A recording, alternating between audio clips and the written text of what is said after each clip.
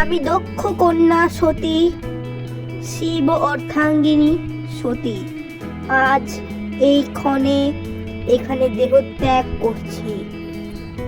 আজ আমি কাউর স্ত্রী নয়, আজ আমি কাউর দিদি নয়, আজ আমি কাউর মেয়ে নয়। অনর্থ হতে দিস না দক্ষ। আটকা তোর মেয়েকে, আটকা সুদিকে। কে আমার মেয়ে? যেদিন সে ওই ভিখারিকে বিবাহ করেছিল সেদিনই সে আমার জন্য মরে গেছিল।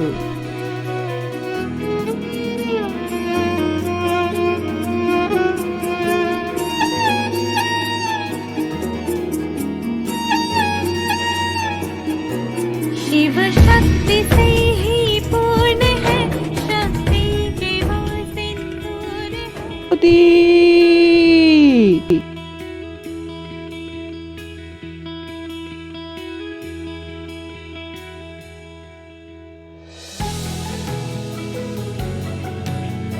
কি করতে হবে আজ্ঞা করুন।